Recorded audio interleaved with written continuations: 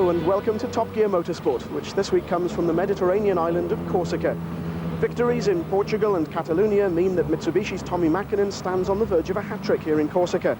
There's only the small matter of the other championship contenders to beat, among them Colin McRae, who badly needs a victory to put him back into contention in the championship. Oh, and just as in Catalonia, there are two jokers in the pack. On tarmac, it seems it doesn't matter what World Rally car you drive, the car to beat is a Peugeot 306. April 1997, and Mäkinen took his and Mitsubishi's first victory on an all-tarmac rally. His win on the Rally Catalunya gave Tommi a healthy lead in this year's World Series, 12 points the cushion. 3 weeks later, and round 6 of the FIA World Rally Championship was another asphalt event, on this occasion held on Corsica, with its narrow, twisty mountain roads. 1997 was the 41st running of the Tour de Corse. Based in the island's capital, Ajaccio, the 3-day event included over 125 miles of new stages. Even the World Championship old-timers would be tackling them for the first time. How good a feeling, though, was it, Tommi, to have actually won your first tarmac event? It was really something. It's an unbelievable feeling, and of course it gives very good confidence for this event. Get the feeling the drivers aren't too happy about Corsica this year. Well, it has been a long recce for us. That's the main thing in 5 days, and I think the route needs to be redesigned a little bit. The new stages they've picked are terrible. One stage is very, very bumpy and dangerous. A lot of the other stages are very dirty. So it's not really a very nice tarmac event to drive on. This event I've been just once before, 2 years ago. I spoke with Carlos and he said even for him, he's been last 10 years here and there's 220 kilometers new for him. And so I think then we are a bit more equal at the moment. Do you think you can win here? It's going to be very difficult. Tommy's got a bit of a lead, so if we could win here it would half the points margin, which is what we want to try and do. A lot of good experienced driver in this condition, and it's going to be very difficult. Day one began in brilliant sunshine as championship leader Mäkinen led the cars away from the start ramp. Ahead of them, 18 stages covering over 250 miles. Unlike previous rallies, this year's Tour de Corse would return to Ajaccio each night. The first leg, 6 stages, were all in the mountains south of the town. While Catalonia's roads were mostly silky smooth, the Corsican tarmac is much rougher, so Mäkinen's win in Spain was perhaps no real indication of how things might go here, and his pessimistic prediction was proved correct on the very first stage. He could only manage 6th fastest time, 14 seconds lost in just 16 miles. Fastest on that stage was the Subaru of Colin McRae, as he and Nicky Griss set the pace with a time of 16 minutes and 50 seconds. And 6 left and 3 right line, into left and 6 right. Into right tightens the 3 right minus, opens. Into left and 5 right, opens and tightens, and slow 3 left, tightens. For Carlos Sainz, there was new optimism. Extensive testing improved both the car and Carlos's confidence, but a bent suspension strut lost him 13 seconds to the flying McRae.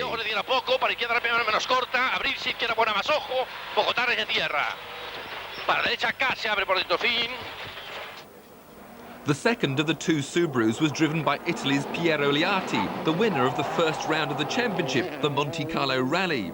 He set the 4th fastest time on stage 1, just 8 seconds down. Mitsubishi's second driver was Uwe Nittel. Disappointing so far, he was hoping for better things in Corsica, but losing 37 seconds on stage 1 wasn't a good start. So it was left to the screaming Formula 2 Peugeots to challenge McRae for the lead. The power-to-weight advantage of the front-wheel drive machines was working in their favour on the dried tarmac.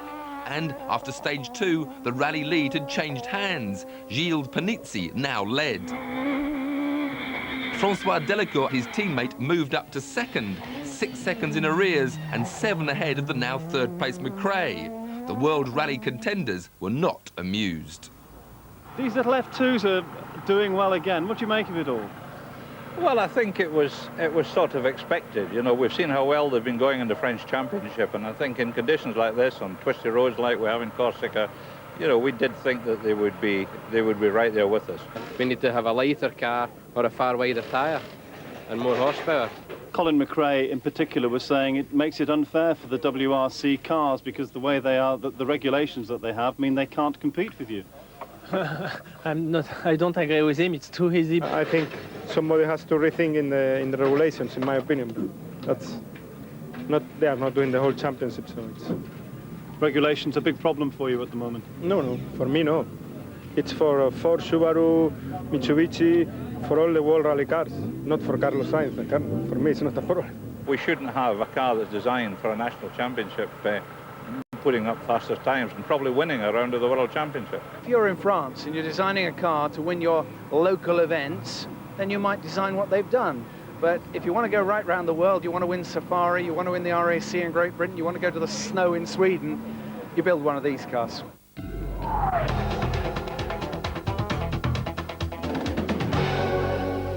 In Corsica, the Ford team had a new recruit. Philip Mills had been brought in for this one event to replace Armin Schwartz's co-driver Denis Giraudet, who's moved to Toyota. Mills, who's usually to be found alongside Mark Higgins in the British Championship, had little time to settle into his new job. I'm quite surprised it was all done at fairly short notice, as most of you know. I think I had 4 days of the initial phone call, and I did the Pirelli International in England as well, so I had something like 10 hours to get from the finish of the Pirelli International to the start of the recce here, so it's been quite tough. Phil is doing a good job here. We had 5 days to settle in and really to get the things together. Now I think it's necessary and that we are getting quickly in gear and rally speed and that everything works fine. Are you nervous? It'd be a liar if I said no, wouldn't I? Yes, of course. I'm a bit apprehensive about the whole thing, really. But yeah, really looking forward to it. And is this a means to an end, or is just this the one chance that you'll have? It's just a one-off event as it happens. I've been released from my British contract just to do this one event and to get the team through this event, and we'll take it from there. Good to be wanted, though. Yes, lovely, lovely. Whatever the future, Mills and Schwartz were destined not to have the best of days. They would lose 6th gear during the morning and ended it in 7th place. Whether or not nerves played a part, there was also an element of Schwartz being a little too keen to make up for lost time. 14. Right, 3 to 4 minus into left 3 tight.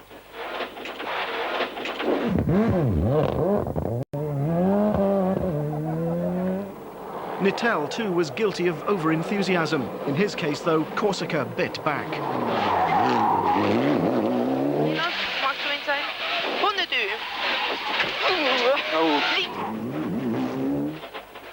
Schwartz and Mills also paid the scenery a visit when they broke a prop shaft. 3 to 4 minus.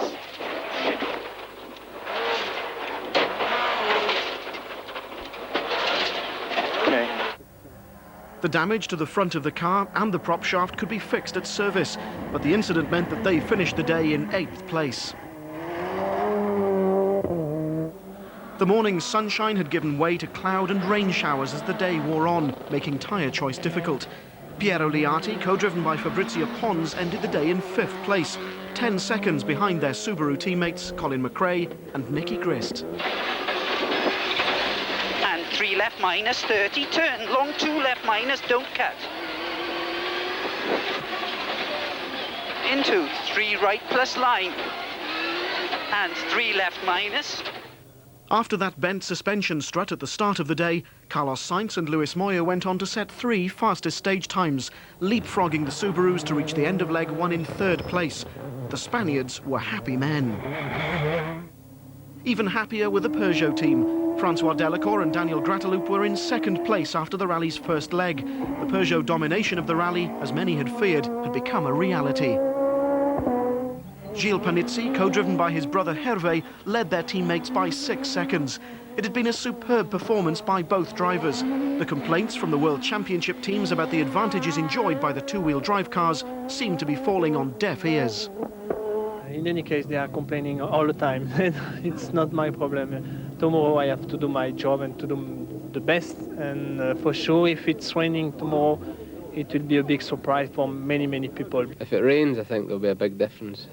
But to make that much of a difference, we need very heavy rain. If it's just like today, then obviously the Formula 2 cars will be faster. So there'll be some McRae rain dancing in the hotel tonight? It's a difficult situation because the worst thing to drive on is wet tarmac. I mean, it's not enjoyable at all and very easy to make a mistake. So, for me personally, I would rather it was just cool and, you know, a bit like it is tonight, and then at least we wouldn't have a problem with tyre wear. 6 stages gone and 32 seconds were all that separated the top 5. Tommi Mäkinen was only another 6 seconds behind Liati.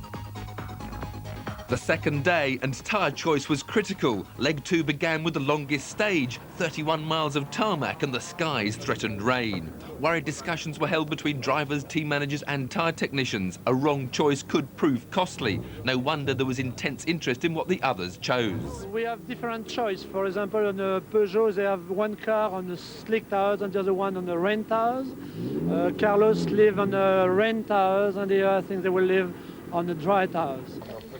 At the start, the skies and the notice boards said it all. As the crews drove from the service area to the stage start, the heavens had opened, and if, like the Subarus, you weren't on rain tyres, you could forget setting a quick time in these conditions. Unfortunately for Panizzi, he was the one who'd chosen dry tyres for his Peugeot, a brave gamble which didn't pay off, and he lost 46 seconds on this one stage.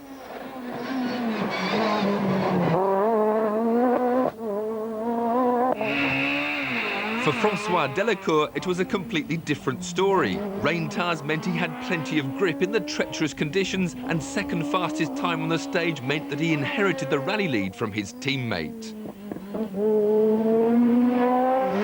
But the fastest time was set by Sainz, 10 seconds quicker than Delacour, with the four-wheel drive of his world rally car finally having an advantage.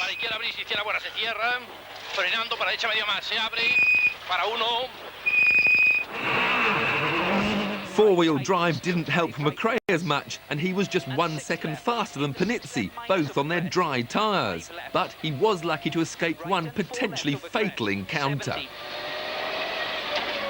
70 Kev, 6 right minus, tightens, cuts and 5 left plus.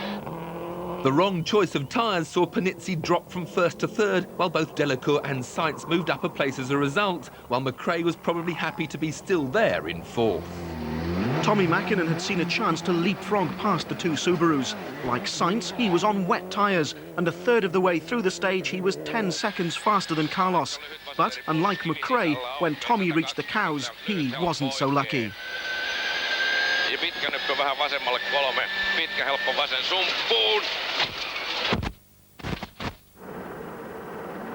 Mäkinen had been in 6th gear, travelling at around 100 miles an hour when he hit the cow, bouncing off a rock face and plunging 130 feet into a ravine.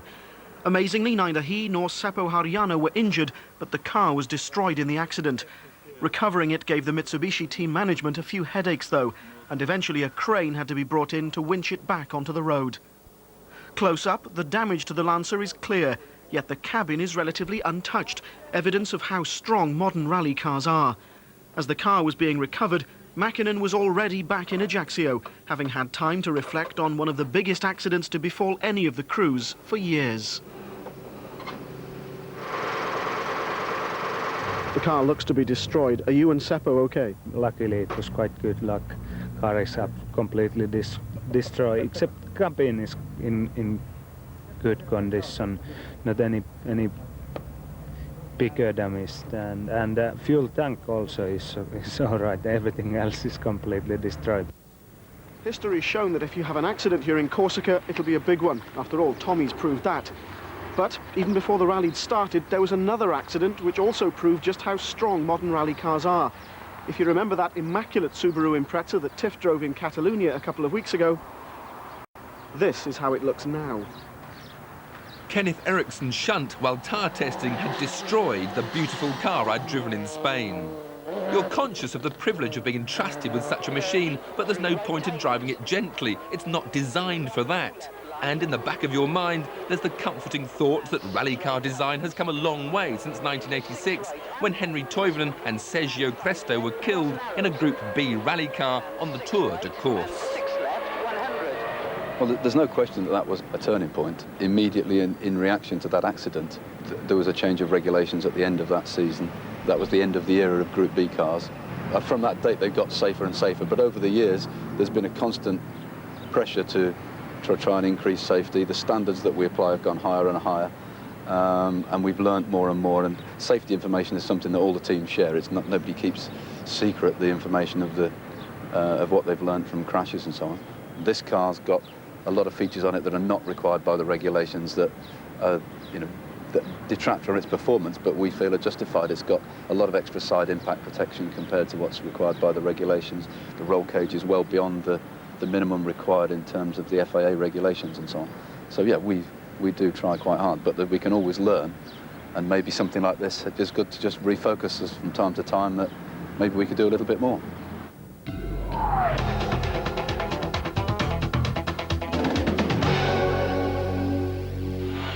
While Mäkinen could count himself unlucky to be out, Armin Schwartz had only himself to blame.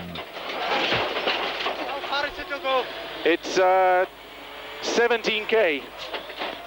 The accident might not have looked that serious, but just 200 yards further on, the left rear wheel fell off.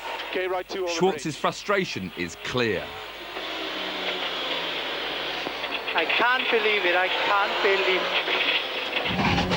Incredibly, driving like this for nearly 11 miles only cost Schwartz 3 minutes, despite the fact that at times the car was almost uncontrollable.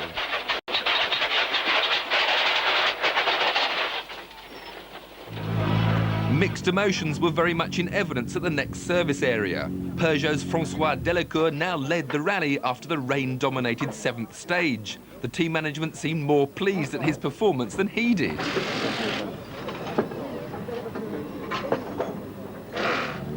Over at Ford, Schwartz's sorry-looking Escort arrived on 3 wheels. His mechanics now had just 20 minutes to try and restore the car to its more usual appearance. On the dip. What happened? Yeah, it's quite easy to tell. We hit a bridge, another bridge. You hit a bridge? Yeah, we hit a bridge and lost the wheel. At Subaru, the talk was still of tyres and rain. I check in 1 minute 20. 1 minute. So, come on, if you want to, then. Yeah, we can still do it. Come on, change it now. A rare moment of indecision hinted at the continuing importance of tyre choice. So who's gone out on what? Colin's gone on the what is effectively a dry weather tyre, and Pierre's gone out on what is an intermediate tyre for damp, humid conditions. What is the decision, Carlos? Well, we go for a dry tire, medium compound, which it's a lottery because you don't know what is in 2 hours. But you are now quicker on the stages than François Delacour? We will see. The threat of rain hung over the remainder of the second leg, but the weather had played its part. There would be no more unpleasant surprises. Besides the Peugeots, the Formula 2 Renault Méganes were setting some impressive times. Claude Balesi was 10th at the end of the day. 9th was Schwartz, by now 4-wheel driven once again. 8th was the Renault of Serge Jourdain, who'd struggled with brake problems all day. Uwe Nettel's Mitsubishi was 7th, just 1 place away from a point-scoring position. 6th place was held by Philippe Bugalski's Mégane.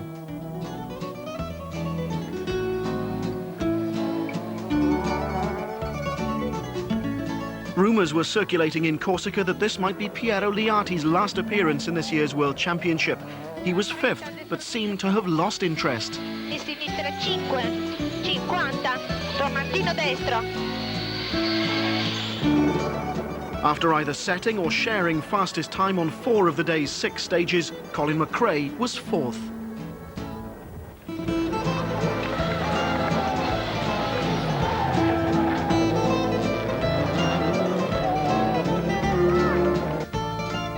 Third was Panizzi, like McRae cursing his tyre choice on stage 7, but his recovery was well underway. Ford were reaping the rewards of their development work after Catalunya. Carlos Sainz ended the day sharing the lead. Para derecha, bueno, en tercera se tira ras. The driver on exactly the same time as Sainz was the fiery Frenchman Francois Delacour. On dry or wet tarmac, it had been another terrific drive from Delacour, and at the day's final service area, it was obvious who was the more confident about what the third leg would hold. Well, I think the rally is still very open, you know. Panizzi is 9 seconds. Colin is also coming very quick. It's only 19 seconds. So it is easy to be first or to be fourth. It is not a big difference. The weather and the tyre choice will be very important. How does it feel to be absolutely level with Carlos Sainz going into the final day? It's not a problem for me. Carlos Sainz is not the big chief. I don't know him. It's not. I am François Delacour. It's Carlos Sainz. It's no problem for me. The top four were now separated by just 19 seconds, with a subdued Liati heading the chasing pack too far behind to influence the result. The third and final leg consisted of 6 more stages to the south of Ajaccio. A little over 85 miles would decide the rally. Like the first day, the morning was dry and fine. Delacour immediately served notice of his intentions by setting the fastest time on the first stage, taking a 1-second lead over Sainz, but his glory would be short-lived. Panizzi set the quickest time on the day's second stage, closing the gap on his teammate to 5 seconds, and remember he had lost 36 seconds to Delacour on that wet 7th stage.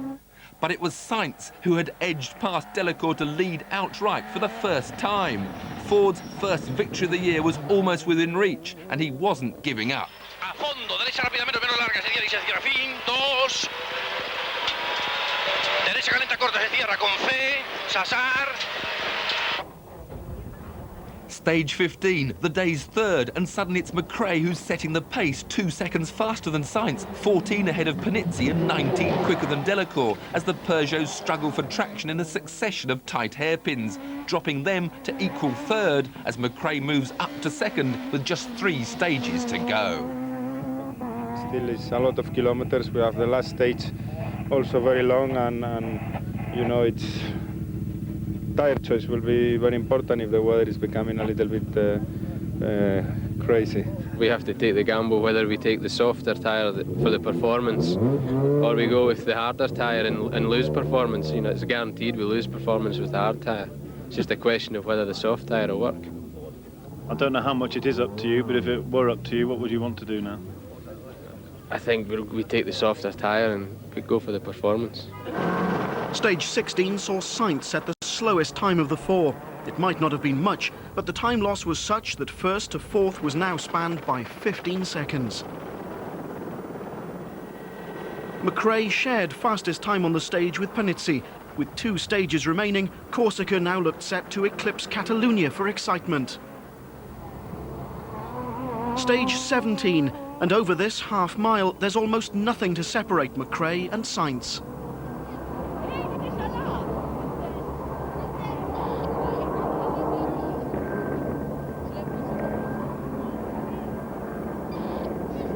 After stage 17, second place was shared by McRae and Panizzi, now both 7 seconds behind Sainz, so the final 21 miles of serpentine Corsican roads would provide the decider. 1 stage to go, the lead is not so great. Can you still win? We will see. I think the tyres will make the difference, to be honest. Carlos says it's all about tyres now. Yeah, it looks like it. We've got people all over the place in the stage now just giving us weather reports, so it's just down to picking the right tyre. There was no shortage of advice on choosing tyres for the final stage. This time, there could be no mistake.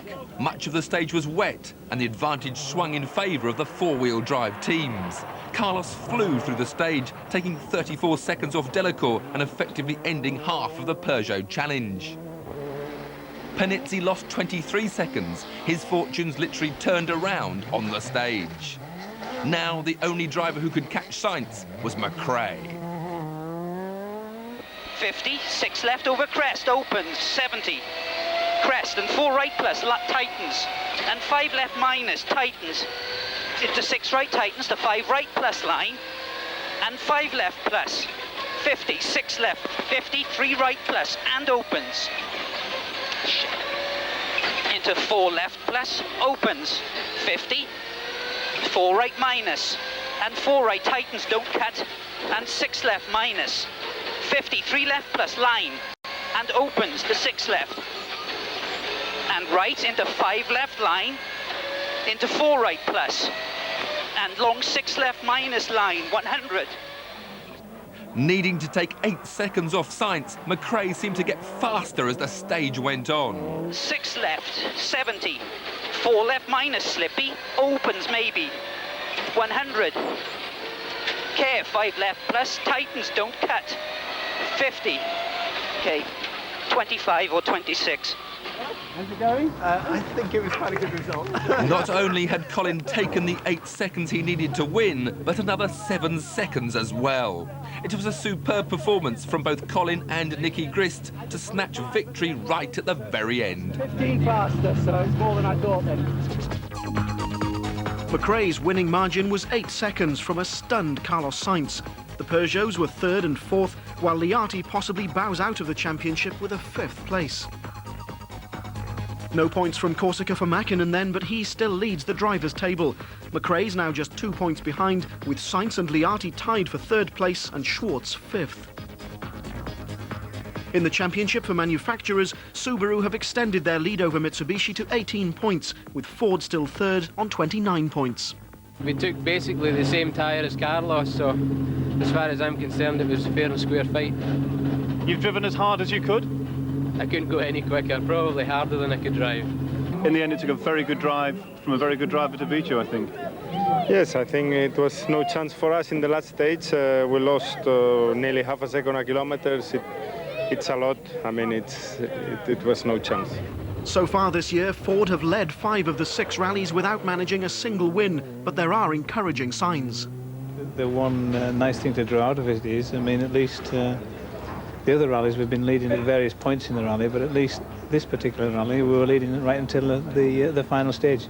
So the way I'm looking at it is that at least we are getting nearer. So hopefully next time, you know, we'll actually manage to get to the end of the last stage in 1st position. Next time is later this week in Argentina, but could Phil Mills be there, trying to improve on his 9th place with Armin Schwartz? Yes, I mean, there is a chance, but we'll just sort it out over the next couple of days. What will that mean for your career? Oh, it'd be tremendous again. It'd be just another notch on the World Championship stage, which would be fantastic for myself. The rumours were that you might not even be going to Argentina, but that they are wrong, you are going. I've been nothing else told, and I think we have to wait, and then who made the rumors, we'll see what happened. If they're right or wrong, I don't know anything about it. 2 days later, the rumours had proved true. Armin Schwartz had been dropped in favour of Juha Kankkunen, the 4 times world champion discarded by Toyota. His co-driver will be Juha Repo, so it's back to the British scene for Phil Mills. Meanwhile, there are now 3 clear candidates for the 1997 World Championship: Tommi Mäkinen, Carlos Sainz and Colin McRae. In Top Gear Motorsport next week, Bob Constanduros watches the qualifying dramas for the Le Mans 24-hour race.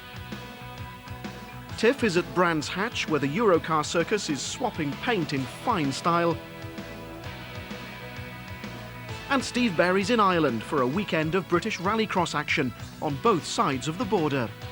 That's next week on Wednesday, 7:30 BBC.